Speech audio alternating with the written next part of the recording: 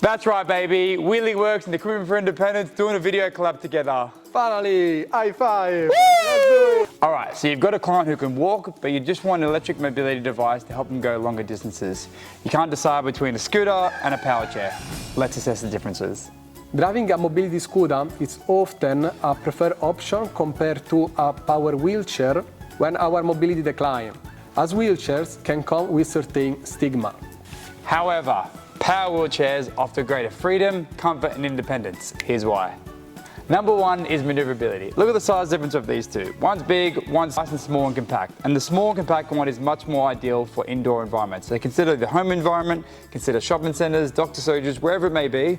This will allow you to go both outdoors and indoors. Number two is customization. The seating system on this is completely customizable based on the armrest, based on the backrest, the supports, the cushion, the leg rest. Everything can be designed to what the user needs to suit them posturally. The third one is power seat functions. Power chairs have the ability to tilt, have the ability to go up and down, have the ability to recline or lift the legs up, and they can do a variety of things to suit someone's clinical need.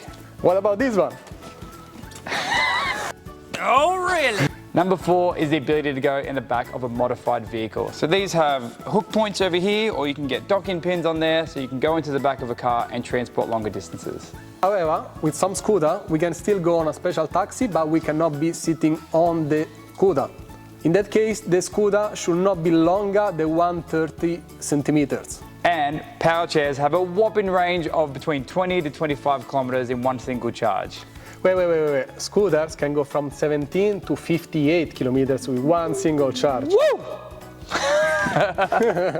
All right, then tell me what else is so good about scooters. Hey bro, I have a long list. Scooters are really easy to drive. Perfect. That's it. Scooters have a long wheelbase, which makes them very stable out in the community.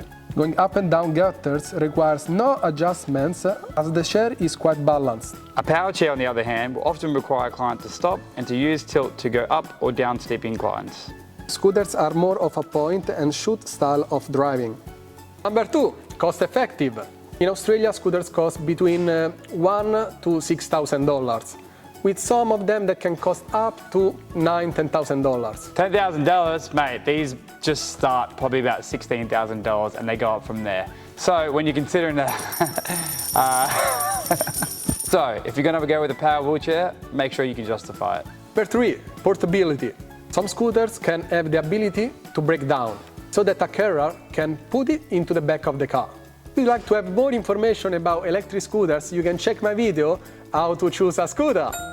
And for power wheelchairs, portability is essentially a non-option. Basically, anything that tilts, especially anything that tilts with power, is not going to be portable.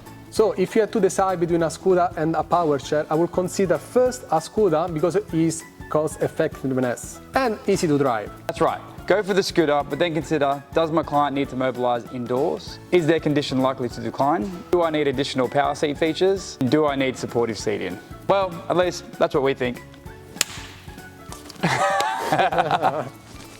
Done. Love it. Nice, man. That was great. We're gonna think of more videos. Yeah. Thank you everyone for watching the video. I hope you enjoy it. If you wanna see more video like this one, don't forget to like, comment, subscribe. Yeah.